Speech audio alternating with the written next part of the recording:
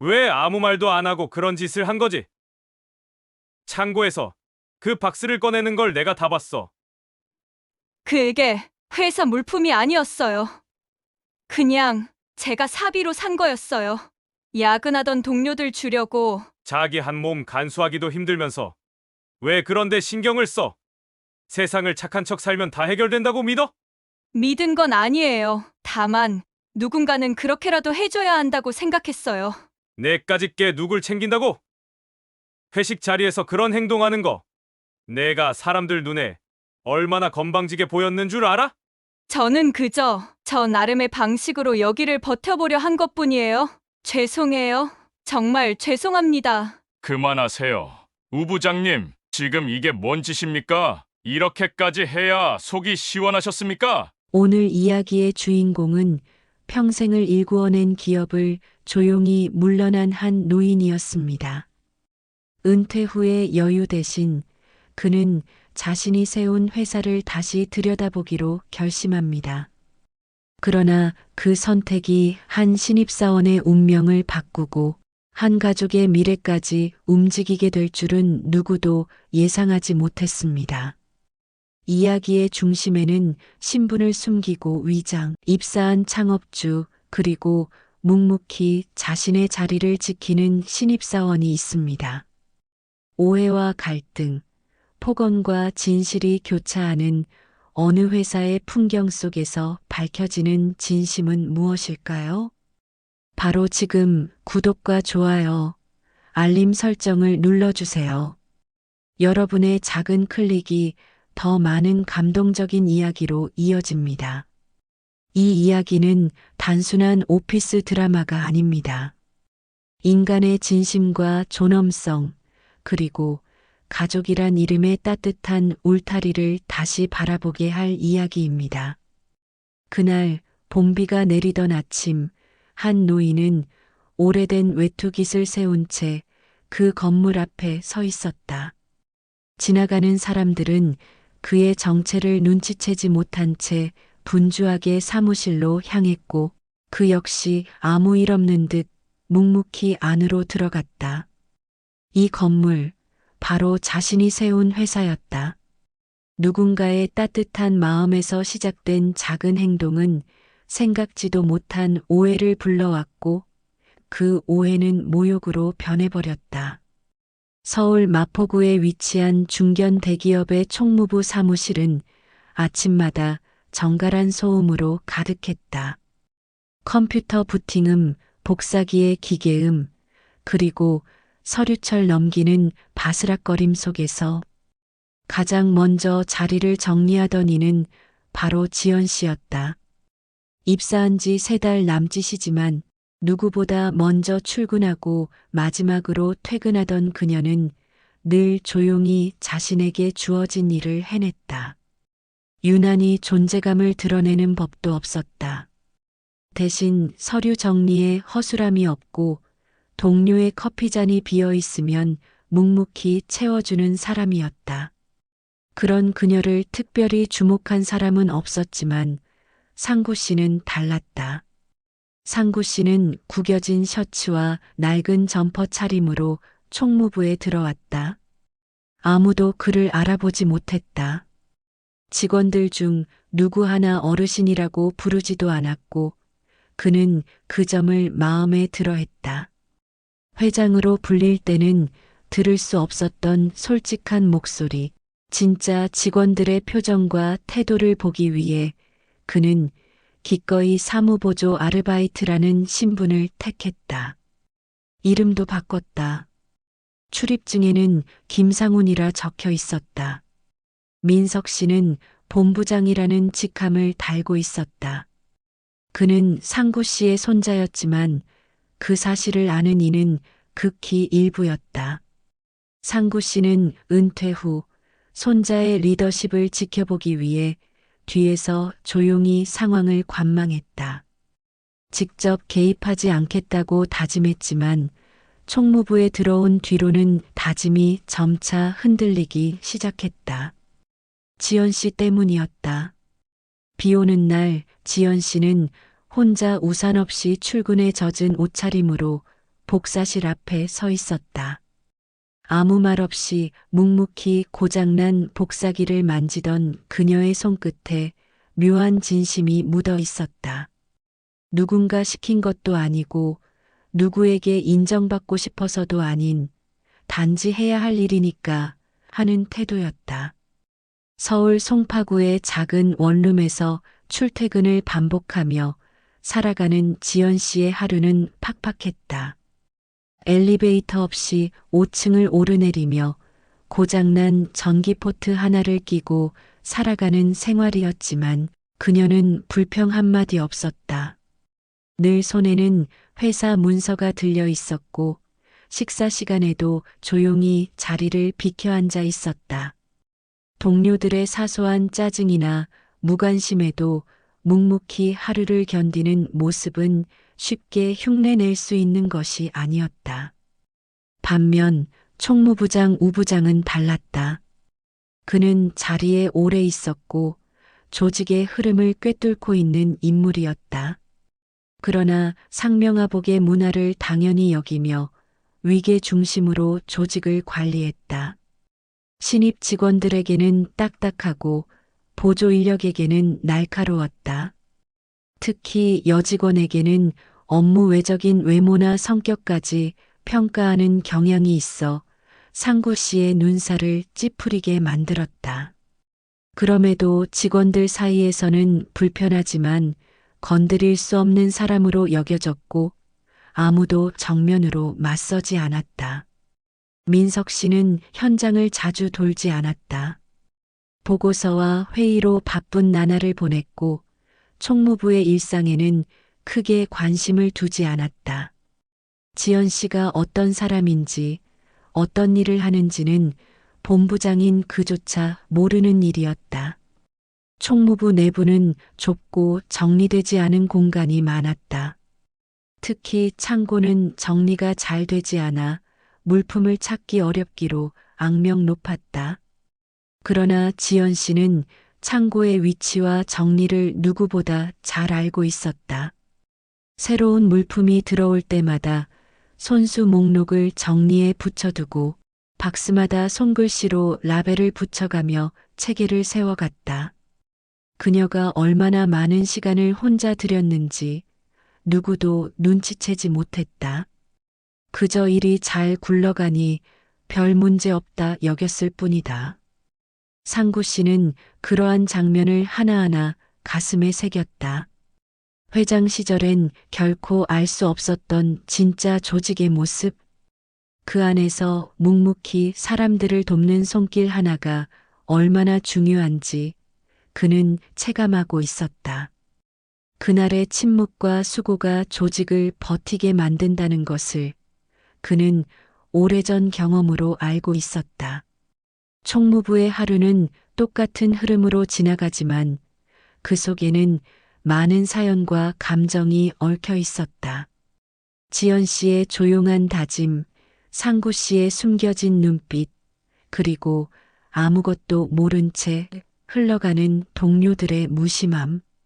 그렇게 균형을 이루던 어느 날 그 작은 흐름에 이상이 생기기 시작했다.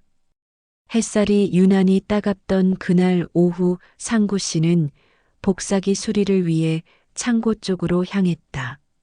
건물 한편 평소 사람들의 왕래가 뜸한 그 좁은 통로 끝에 위치한 창고 문이 살짝 열려 있었다.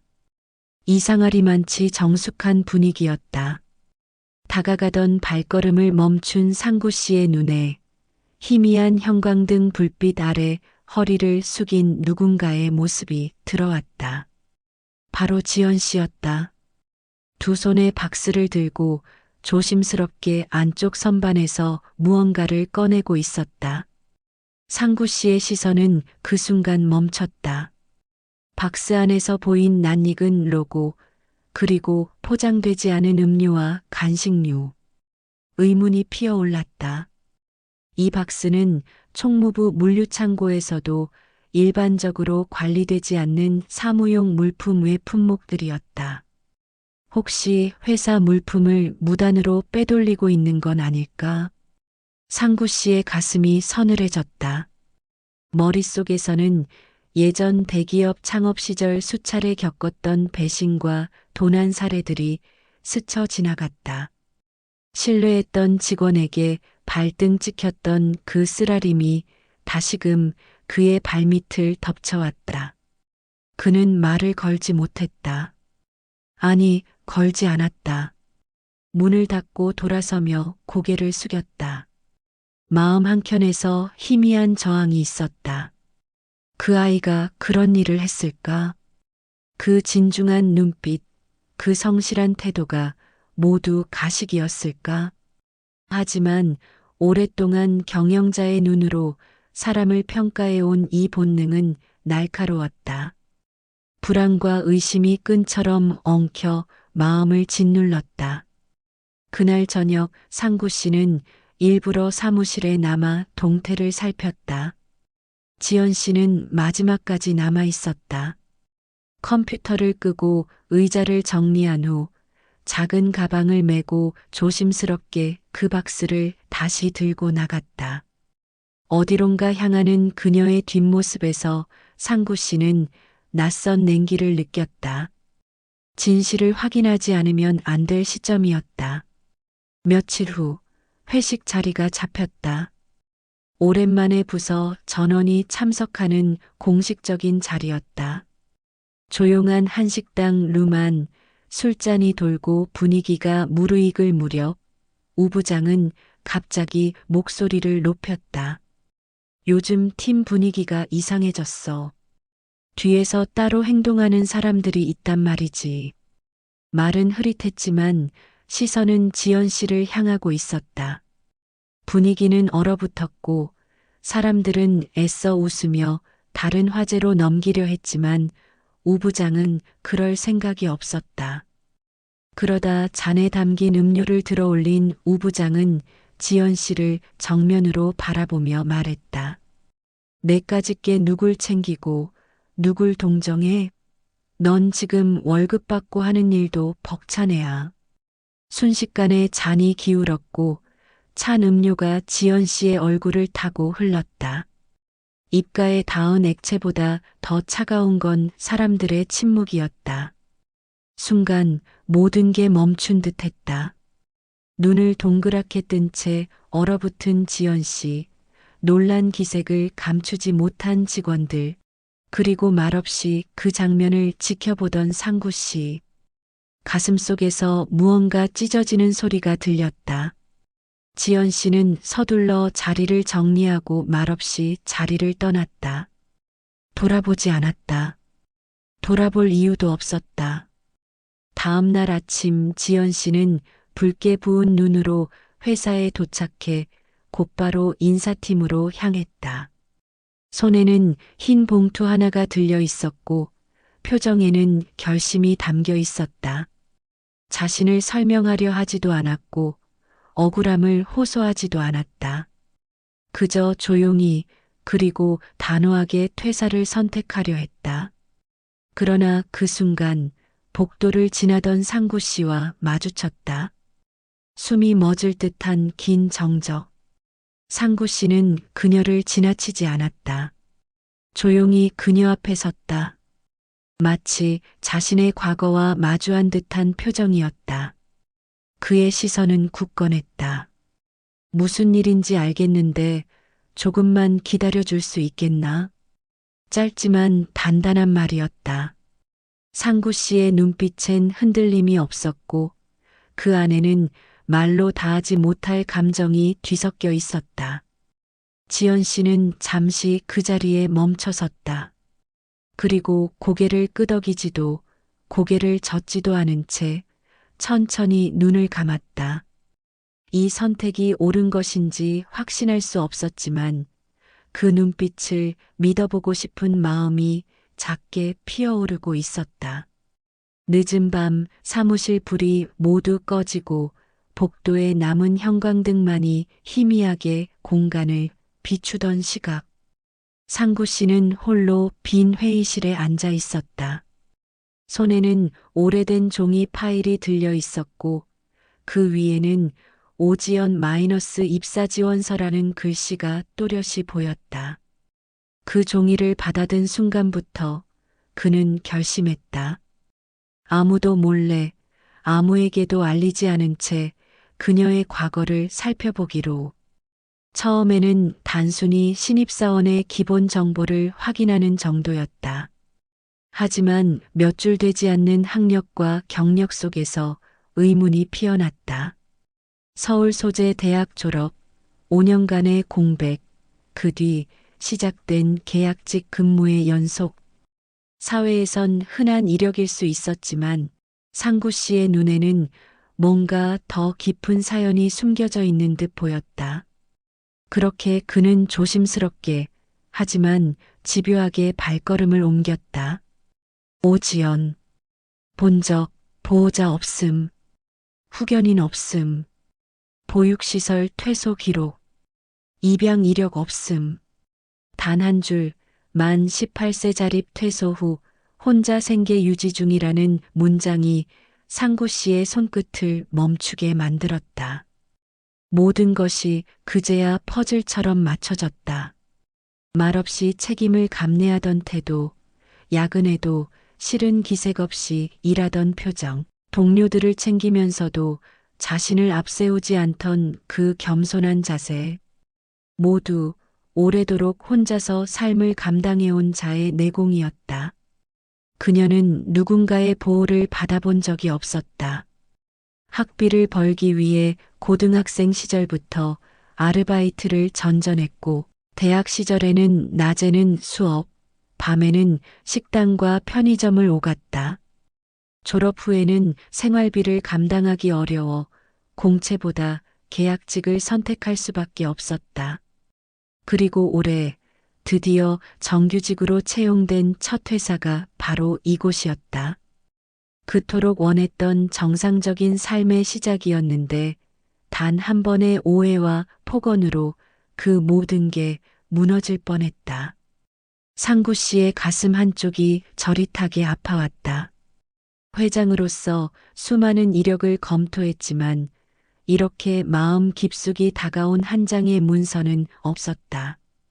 그동안 무심코 지나쳤던 작은 사람의 삶이 이토록 깊고 단단했음을 그는 이제야 비로소 깨닫고 있었다. 다음 날 상구 씨는 본부장 민석 씨를 호출했다. 긴 말은 하지 않았다. 다만 간단한 지시 하나를 내렸다. 총무부에서 좋은 직원 하나 있더라. 이번 사회공헌 프로젝트 그 친구랑 같이 진행해보게. 민석 씨는 의아해했다. 이름이 오지연. 직접 만나보게. 담담한 목소리였지만 단호한 어조였다. 프로젝트는 본사와 외부 기관이 협업하는 장기 프로그램이었다. 복잡한 일정 조율과 예산 운용, 그리고 대외 협력 창구 역할까지 맡아야 하는 일이었기에 대부분 부서의 실무급 직원들이 투입됐다. 지연 씨에겐 무리일 수도 있었다. 하지만 상구 씨는 믿었다. 그가 본 건 이력서가 아니라 삶 그 자체였기에. 민석 씨는 초반엔 탐탁지 않아 했다. 왜 신입한테 이런 걸 맡기냐는 시선이었고 첫 미팅에서조차 서먹한 분위기가 흘렀다. 그러나 몇 차례 협업을 진행하며 민석 씨는 생각이 달라졌다. 지연 씨는 불필요한 말을 하지 않았고 회의록은 완벽에 가까웠으며 관계기관 담당자들과의 커뮤니케이션에서도 실수가 없었다. 무엇보다도 자신의 목 이상을 해내는 태도에서 자연스레 존중의 마음이 생겼다. 어느 날 회의가 끝난 뒤 민석 씨는 문득 물었다. 지친 날에도 웃을 수 있는 이유가 있나요? 지연 씨는 고개를 숙인 채 한참을 말이 없었다. 그러다 아주 작게 어릴 때 배웠어요. 내가 울면 아무도 대신 울어주지 않는다는 걸요. 그 말에 민석 씨는 가슴이 저려왔다. 도무지 잊히지 않는 목소리였다. 이후 두 사람은 점점 더 가까워졌다. 함께 서류를 검토하고 함께 현장을 방문하며 무겁던 공기는 조금씩 가벼워졌다. 민석 씨는 자신도 모르게 그녀의 생각을 궁금해했고 그녀의 기분을 살폈으며 그녀가 웃을 때마다 자신도 따라 웃고 있었다. 모든 게 자연스러웠고 모든 변화가 당연했다. 그러나 이 모든 시작이 누군가의 조용한 개입에서 비롯된 것임을 민석 씨는 아직 알지 못했다. 초여름의 더위가 아직 채 자리 잡기도 전 회의실 안에는 묘한 긴장감이 감돌고 있었다. 상구 씨는 그날 정장을 꺼내 입었다. 짙은 남색 수트, 단정히 매만진 넥타이, 그리고 구두의 윤기까지. 오랜만에 김상훈이 아닌 상구로 돌아가는 순간이었다.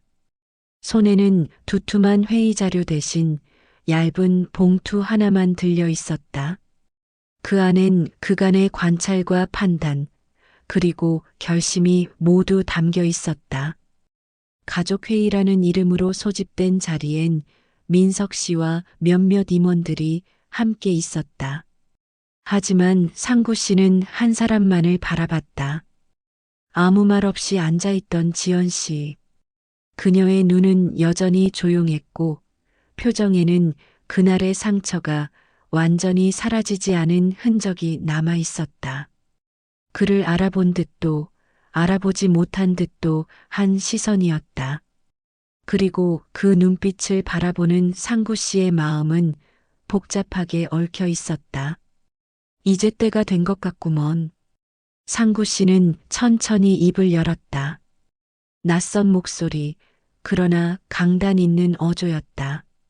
다들 모르셨겠지만 내가 이 회사에 다시 들어와 있었습니다. 김상훈이라는 이름으로 말이지요.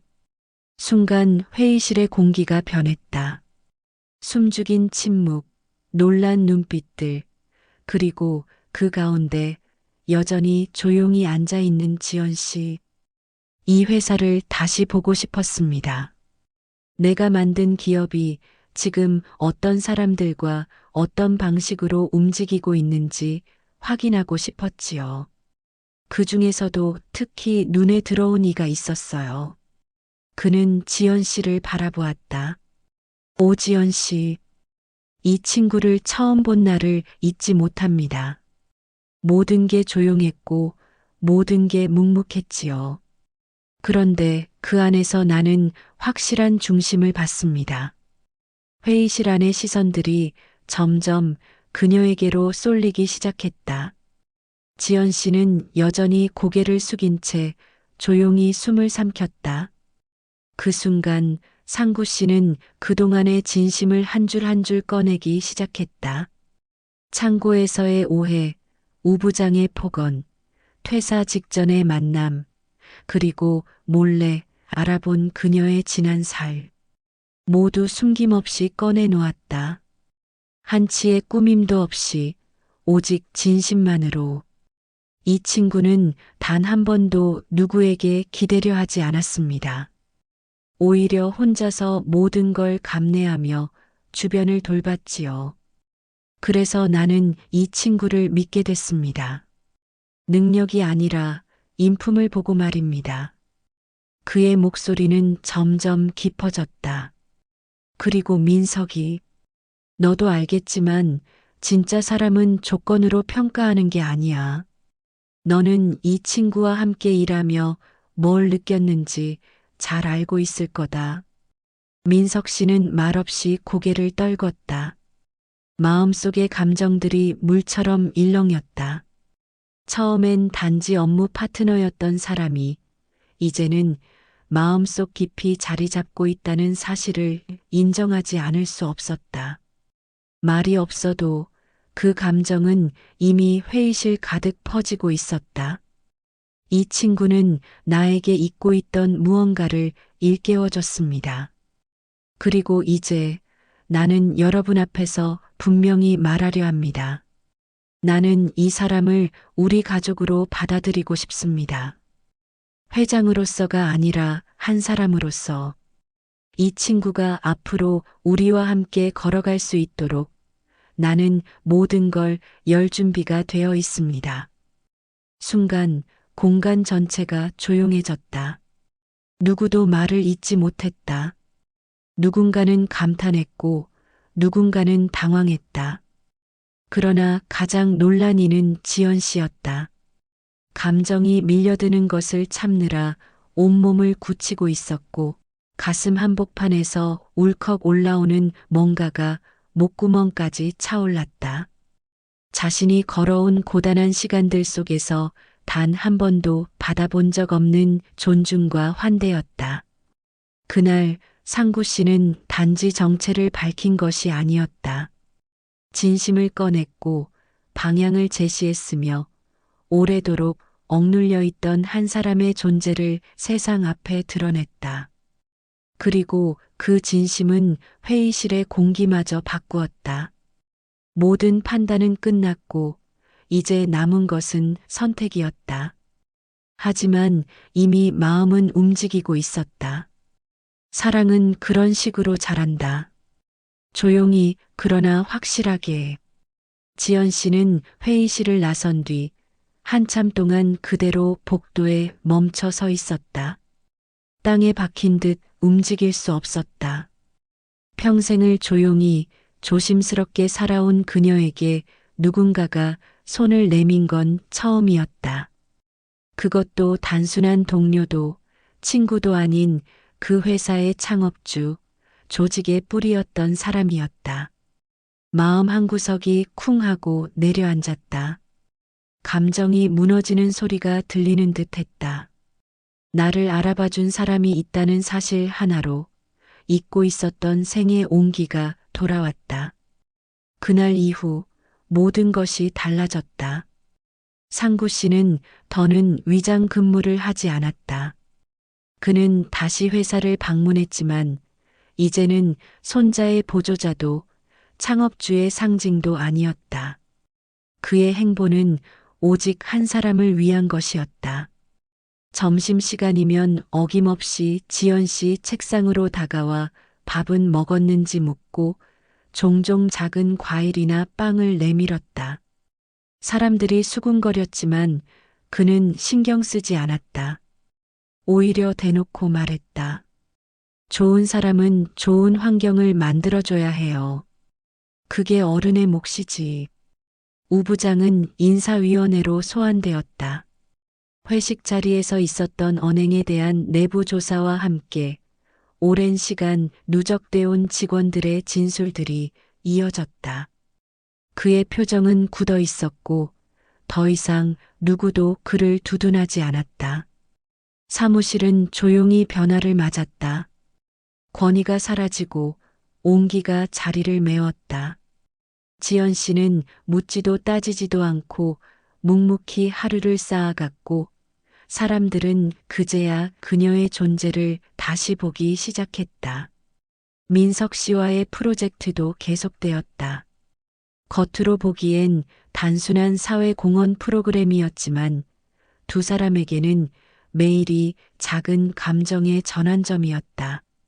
민석 씨는 자주 말이 없었고 지연 씨도 여전히 조심스러웠다. 그러나 나란히 앉아 무언가를 함께 고민하는 시간들이 쌓일수록 그 사이의 공기는 부드럽게 바뀌었다. 말이 오가기 전에 서로의 눈을 먼저 마주하는 순간이 많아졌고 눈빛만으로도 알 수 있는 무언가가 생겨났다. 어느 저녁 회의가 길어지던 날, 모두가 퇴근하고 텅 빈 회의실에 두 사람만 남았다. 종이 위로 흐릿하게 번지는 조명, 잔잔한 숨소리, 그리고 그 사이로 들려오는 민석 씨의 낮은 목소리. 처음엔 왜 그런지 몰랐어요. 근데 지금은 알 것 같아요. 왜 할아버지가 당신을 그렇게 바라봤는지. 그 말에 지연 씨는 고개를 돌렸다. 눈을 피하려 했지만 그의 눈빛이 너무도 단단하게 다가왔다. 그 사람은요, 마음을 주는 게 아니라 마음을 버티는 사람 같아요. 그 순간 지연 씨는 울컥했다. 스스로도 알 수 없는 눈물이 고였다. 오랜 시간 외면당했던 삶이 처음으로 제대로 비춰진 것만 같았다. 그의 말은 위로가 아니었다. 인정이었다. 존재에 대한 인정. 그것만으로도 충분했다. 그리고 며칠 뒤 상구 씨는 또 한 번의 자리를 마련했다. 이번엔 가족들만의 자리였다. 거실 한켠에는 과거의 사진들, 상패들, 창업 당시의 설계 도면들이 놓여 있었고 그 중심에 지연 씨가 앉아 있었다. 어색하고 조심스러운 분위기 속에서 상구 씨는 조용히 말했다. 이 친구는 나보다 강한 사람이야. 나는 회사를 만들었지만 이 친구는 자기 인생을 혼자 만들어 왔지. 나도 그랬으니까 알아. 버티는 사람의 무게를. 그 말을 들은 가족들은 더 이상 어떤 반론도 하지 않았다. 민석 씨는 말없이 그녀 곁에 앉았고 그 조용한 동의는 무엇보다 확실했다. 그날 이후 지연 씨의 삶은 크게 달라졌다. 특별한 변화는 없었지만 매일이 조금씩 부드러워졌다. 회사에서의 일상도 여전했고 야근도 여전히 반복되었지만 이제는 돌아갈 수 있는 자리가 있다는 안도감이 생겼다. 상구 씨는 틈틈이 그녀의 곁을 지켰고 민석 씨는 그녀와 함께 걷는 일을 당연하게 여겼다. 아무도 그걸 이상하게 여기지 않았다. 오히려 모두가 알았다. 그 두 사람은 서로를 통해 변했다는 걸. 지연 씨는 어느 날 노트북에 짧은 문장을 남겼다. 처음엔 살아남으려 왔다. 지금은 함께 살아가고 싶다. 그 문장은 저장되었고 다시 꺼내지 않았지만 그녀의 모든 걸 설명하는 말이기도 했다. 상구 씨는 종종 창밖을 바라보며 중얼거렸다. 한 사람만 봐도 회사는 보이는 법이지. 그는 더 이상 전면에 나서지 않았다. 대신 지켜보는 일을 선택했다. 자신의 선택이 틀리지 않았음을 확인하며 조용히 미소 지었다. 그렇게 지연 씨는 고아였던 과거를 지나 한 가족의 품으로 들어왔다. 누군가의 며느리로서가 아닌 한 사람으로 존중받으며 그리고 그녀의 삶엔 처음으로 사랑이라는 단어가 아주 조심스럽게 뿌리를 내리기 시작했다. 늦은 가을, 바람이 유난히 서늘했던 오후였다. 회사 옥상에는 낙엽이 바람 따라 구르고 있었다. 민석 씨는 늘 하던 것처럼 서류를 정리하다가 문득 고개를 들었다. 창밖에선 햇살이 사선으로 떨어지고 있었고 그것은 지연 씨의 얼굴을 조용히 비추고 있었다. 평소처럼 단정하게 묶은 머리, 늘 깔끔하게 정돈된 서류철, 그리고 잊지 않고 챙겨온 동료들의 간식 봉지. 그녀의 일상은 여전히 변함없었지만 그 안엔 분명한 따뜻함이 스며들어 있었다. 민석 씨는 이젠 알아차릴 수 있었다. 그녀가 무엇을 견디며 여기까지 왔는지, 그리고 그 강인함 이면에 어떤 외로움이 있었는지를. 처음엔 단순한 호기심이었고, 그 다음은 존경이었으며, 지금은 감정이었다. 익숙한 거리에서 시작된 인연이 이제는 떼어낼 수 없는 무언가로 자리 잡아가고 있었다. 하루는 상구 씨가 조용히 둘만의 저녁 자리를 제안했다. 평소보다 말수가 줄었고 식당 안은 조용했다. 뜨끈한 국물이 김을 내고 있었지만 그보다 뜨거운 감정이 두 사람 사이에 떠 있었다. 그러다 문득 상구 씨가 말했다. 내가 너를 손자 며느리로 생각한 건 단지 성실해서도 사람들 잘 챙겨서도 아니야. 숟가락을 내려놓으며 이어진 말은 느리고 단단했다. 사람을 사람으로 본다는 게 뭔지 너를 보며 알았거든. 그 말은 지연 씨의 가슴을 찢어 놓았다. 이유 없이 상처받고 이유 없이 무시당하며 살아온 날들이 그 짧은 문장 안에서 다 치유되는 것 같았다. 말은 짧았지만 그 의미는 깊었다. 그는 그녀에게 가족이 되어달라고 말한 게 아니었다. 이미 가족이라 생각한다고, 더는 너를 혼자라 여기지 않겠다고 말한 것이었다. 며칠 뒤 민석 씨는 결심한 듯 지연 씨에게 다가왔다. 평소처럼 말없이 엘리베이터를 기다리던 그 시간, 그는 조용히 입을 열었다. 혹시 주말에 시간 괜찮아요? 갑작스러운 제안이었지만 그녀는 고개를 끄덕였다.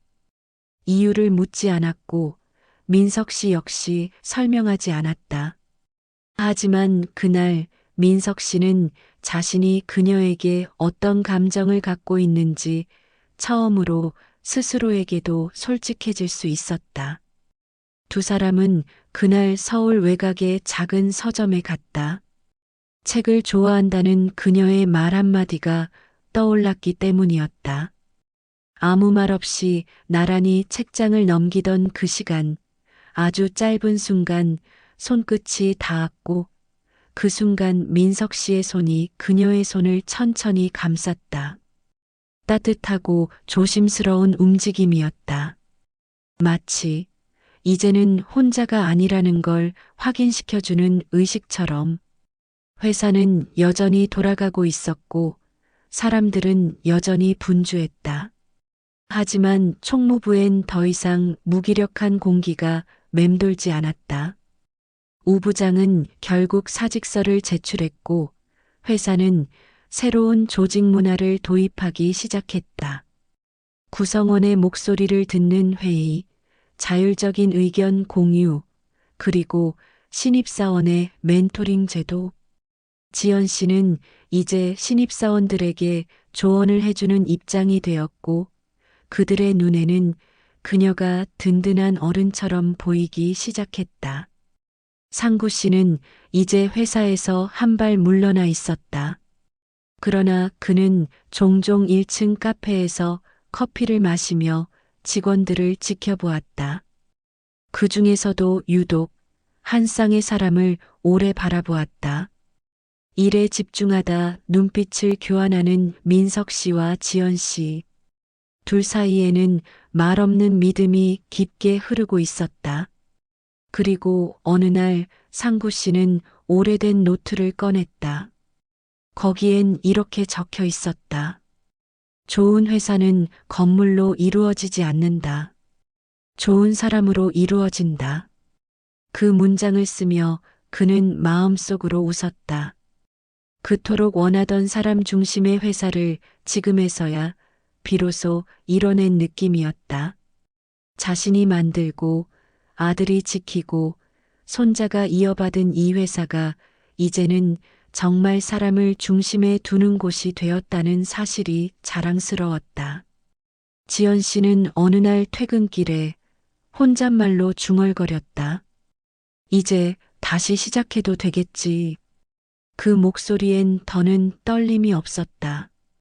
마음을 줄 수 있는 누군가가 곁에 있었고 자신을 끝까지 믿어준 어른이 뒤에 있었다. 세상이 버겁던 날들은 지나가고 있었다. 이제는 웃을 수 있다. 그리고 사랑할 수 있다. 눈부신 봄날이었다. 회사 로비 한쪽에 작은 화분들이 줄지어 놓여 있었고 유리창 너머로 들어온 햇살은 마치 새 출발을 응원하듯 따스하게 내려앉았다. 그날은 평범한 출근일이 아니었다. 전 직원이 참여하는 창립 기념식이 예정되어 있었고 모두가 들뜬 표정으로 행사장을 오갔다. 그러나 그 무엇보다 특별했던 건 상구 씨의 공식 인사였다. 무대를 향해 천천히 걸어오던 그의 걸음에는 주저함이 없었다. 나이든 어깨에선 오히려 가벼움이 느껴졌고 이마의 주름 너머엔 오래도록 지켜본 자만이 가질 수 있는 평온함이 깃들어 있었다. 마이크 앞에 선 그는 천천히 사람들을 바라봤다. 말수가 적은 그였지만 이날만큼은 단단한 목소리로 입을 열었다. 이 회사는 나 하나로 시작했지만 지금은 수백 명의 이름으로 존재합니다. 그리고 오늘 나는 이 자리에서 마지막으로 한 가지를 남기고 싶습니다. 모두가 숨을 죽였다. 나는 오지연 씨를 내 손자의 반려자로, 내 가족으로 여러분 앞에 소개하고 싶습니다. 이 사람은 나의 기준을 바꾸었고, 내 세대가 잊고 있었던 가치를 일깨워 주었습니다. 순간 커다란 스크린에 지연 씨의 사진이 조용히 떴다.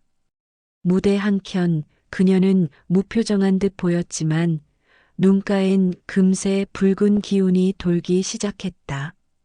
수많은 시선이 쏟아졌지만 그녀는 고개를 떨구지 않았다.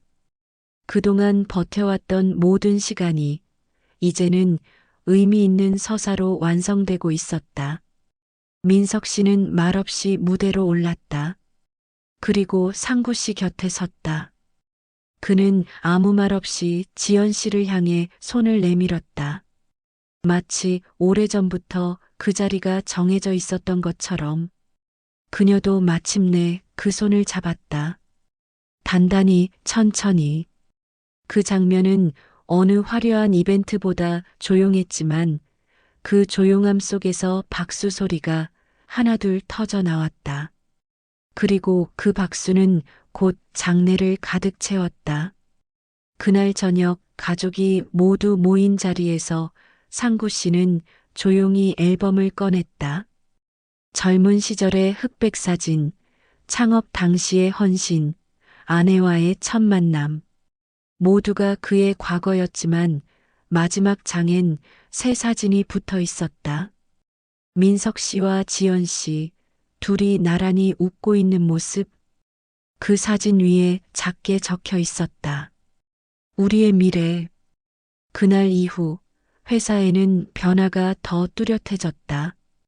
더는 출신이나 배경이 아니라 태도와 마음으로 평가받는 분위기가 자리 잡았다. 부서는 서로 협업하기 시작했고 총무부라는 이름 아래 모인 직원들 사이에도 따뜻한 연대가 피어났다.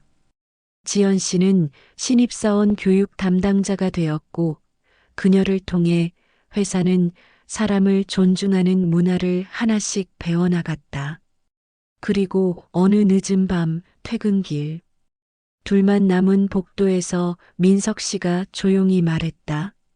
지금 행복해요? 그녀는 미소 지으며 고개를 끄덕였다. 지금은 아주 많이요. 그 대답엔 주저함이 없었다. 마음을 내준다는 게 얼마나 어려운 일인지 알기에 이제 그 믿음 위에서 걸어가는 한 걸음 한 걸음이 더욱 소중했다. 상구 씨는 더 이상 회사에 자주 나오지 않았다. 대신 수원의 오래된 한옥에서 정원을 가꾸며 하루하루를 보내고 있었다. 그를 찾아온 사람에게는 언제나 같은 말을 했다. 좋은 회사는 결국 좋은 사람이 만든다고. 그걸 잊지 말게. 그는 더는 지휘하지 않았다. 대신 믿고 지켜보는 법을 알게 되었고 그로 인해 가족은 더 단단해졌다. 지연 씨는 이제 혼자가 아니었다. 그리고 그 사실은 그녀의 인생을 온전히 바꿔놓았다. 모든 것이 완벽하지는 않았지만 더는 도망치지 않아도 됐다. 누군가가 끝까지 믿어주는 세상. 그 믿음 속에서 살아갈 용기를 얻은 한 사람의 인생은 이제야 비로소 제자리를 찾은 듯 보였다. 여러분은 어떻게 생각하시나요? 진심으로 사람을 대하면 그 마음이 전달되어 따뜻한 사회가 만들어 진다고 믿으시나요? 댓글로 여러분의 생각을 남겨주세요. 구독과 좋아요, 알림 설정도 잊지 말아주세요. 진심으로 함께 해주셔서 감사합니다.